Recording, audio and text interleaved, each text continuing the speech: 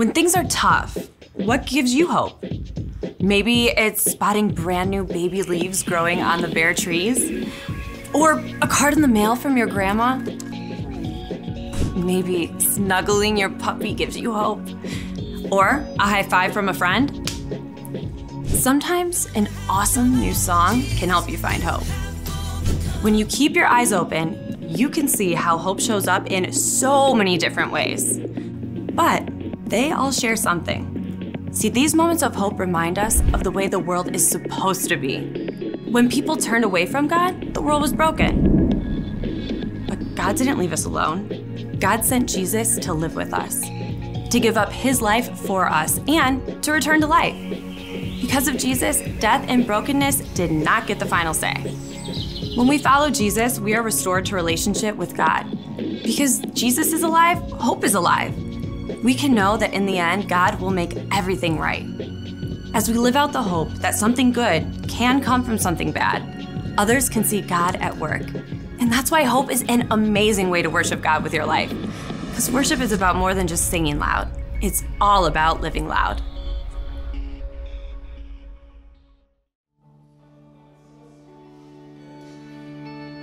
When the night is darkest and I feel weary, I'm not alone, 'cause you are with me. A new day is coming, I see light, and the sun will rise, and hope is alive, yeah. No matter what tomorrow brings, I know that you'll be by my side all the time. You'll never leave me. When shadows fall, I will have no fear, 'cause you're right here. When the night is darkest and I feel weary, I'm not alone, 'cause you are with me. A new day is coming, I see a light, and the sun will rise, and hope is alive, yeah. No matter what tomorrow brings, I know that you'll be by my side all the time. You'll never leave me. When shadows fall, I will have no fear, 'cause you're right here. When the night is darkest and I feel weary, I'm not alone, 'cause you are with me. A new day is coming, I see a light, and the sun will rise, and hope is alive.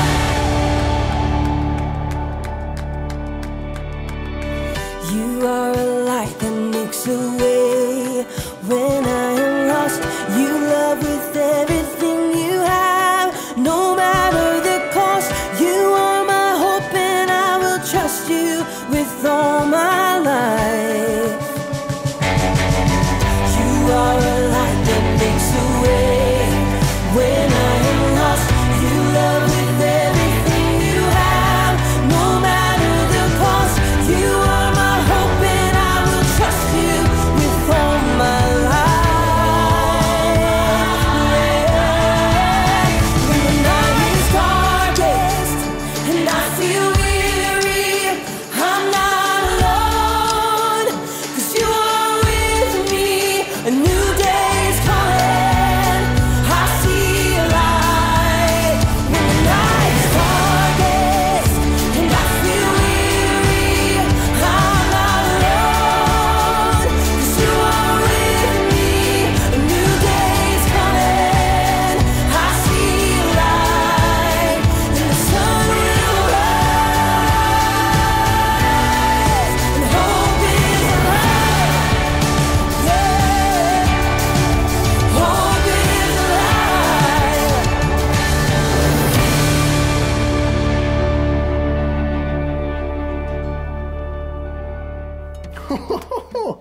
Look at that! Wow! Hey, welcome to Story Lab. This week we're taking a look at the story of a guy who had to see it to believe it.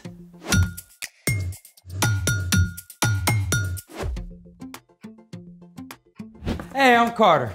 And I'm Zeke. This month, we're talking about why the story of Jesus is good news. And all the ways that it can give us hope. All right, well, it is game night, and my boy came to play. Indeed I did. All right, let's see what we got here.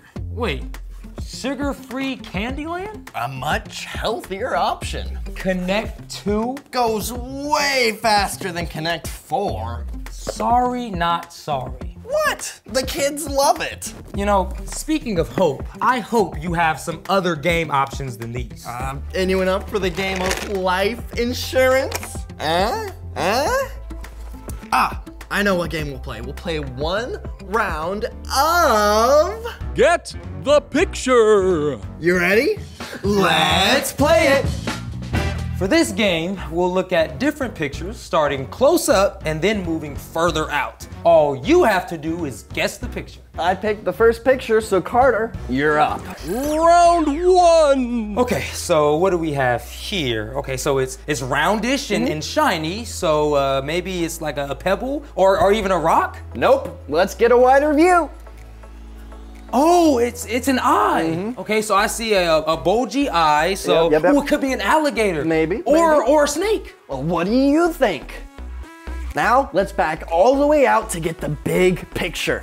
Ah, it's a frog. Well, technically, it's a North American green frog, aka Lithobates clamitans. It's native to the wetlands. Oh, okay. Hey, partner. Right.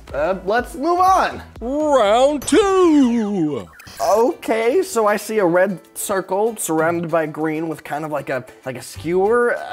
It's an olive. That is a good guess, but no. Let's zoom out a little bit.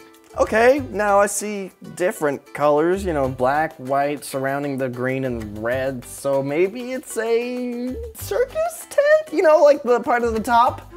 Is it though? Let's get the big picture. Oh, it's a dartboard. Oh, I used to love darts. But my mom always made me use the magnetic ones. Hey, let's do another.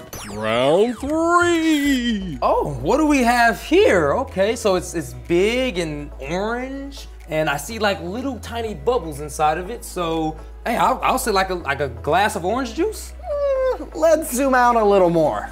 Oh, okay, so maybe the big orange thing is like the sun, and I see an outer white part, so maybe the white part is like a bright summer sky. Am I right? Well, is he right? Let's get the big picture. An egg! Oh, it's so obvious now. Well, you mentioned orange juice, and that does go with fried eggs. And I did say sun, and that egg is sunny side up. Partial credit given. Okay, one more? One more, let's do it. I think you'll like this next one.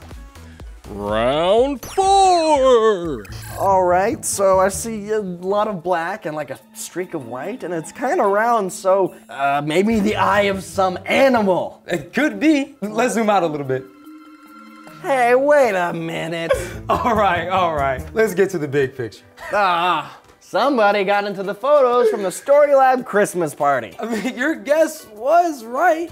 It is an animal. A party animal. Well played. But don't doubt that I will be personally deleting this. Oh, I don't. But speaking of someone with big doubts, it's time for The story before the story. Today, we're in John, the 4th book in the New Testament. But way before John, in the very beginning, out of a deep, deep love, God made an amazing world. But when people turned away from God, the world was broken. God had a plan to draw people back into relationship. So at the right time, God sent Jesus. When Jesus grew up, he began traveling from town to town, teaching and healing. People were ready to make him king. But when Jesus came to Jerusalem for the Passover festival, the religious leaders made plans to get rid of him. And just a few days later, Jesus was sentenced to die on a cross. Now, you would think this would be the end of the story, but guess what? This is where our story starts. Take it away. Hey everybody, I'm Brian, and our story today begins in a very dark place. During the 3 days Jesus was in the tomb. But before we find out what happens next, we've got to back up a little bit to talk about one of Jesus' followers, a man named Thomas. Thomas was one of the 12 disciples, and just like Jesus' other close friends, he was probably feeling a lot of emotions after Jesus died on the cross. What do you think Thomas felt? Sad? Definitely, but also scared and confused too. That's because the disciples didn't fully understand God's plan, even though Jesus had explained it to them. So picture this. Jesus died on the cross on a Friday and then was placed in a tomb. And everybody's thinking, that's it, right? The whole story is over. But on Sunday morning, Mary discovered that the tomb was empty. Jesus is alive. Mary even spoke with him. Then she rushed back and shared the good news with the other disciples. Later that same day, 2 of Jesus' followers were traveling to a village called Emmaus, about 7 miles from Jerusalem. They were talking with each other about everything that had happened. Then, all of a sudden, Jesus himself showed up walking along with them. And as if that wasn't enough, later that night, Jesus suddenly appeared to the disciples inside a locked room. But here's the thing, Thomas was not with them at the time. And when his friends later told Thomas what had happened, he didn't believe them. First, I must see the nail marks in his hands. I must put my finger where the nails were. I must put my hand into his side. Only then will I believe. Now you can imagine that was a rough time for Thomas. All his friends were filled with joy that Jesus was alive, but Thomas just couldn't join in. Until 1 week later, the same thing happened again. The disciples were in that same locked room when Jesus suddenly appeared among them. And this time, Thomas was there. May peace be with you. Jesus turned to Thomas. Put your fingers here. See my hands? Reach out your hand and put it into my side. Stop doubting and believe. And finally, Thomas did believe. My Lord and my God.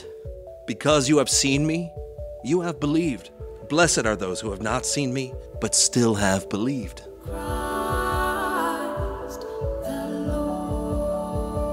Even though Thomas had been stuck in doubt, Jesus was never angry with him. In fact, Jesus met Thomas right in the middle of his questions. And in the end, it was the presence of Jesus that convinced Thomas, rather than a bunch of answers. The end. So Jesus just showed up and invited Thomas to believe. Even though Thomas had a lot of questions, he still trusted Jesus. Yep. And the same thing can be true for us today. So, what's our part in the story? Well, no matter what's going on in our lives, God has called us to live with hope. And hope is believing that something good can come out of something bad. Exactly. We won't always get to know why some difficult things happen, but we can know that Jesus is always with us in the midst of them. You know, it makes me think of a surprise party, or reading a book, or watching a movie. Sometimes we're not supposed to know all the details of everything all at once. And we really only see one tiny part of a really big picture. Yeah, that's a good way to think of it. And you can know that no matter what questions or doubts you have, you can always take them to God. Yeah, you might not get all the answers, but you can be confident that God is bigger than your question. And that Jesus is always with you. I think you got the picture. Thanks, Brian. Peace.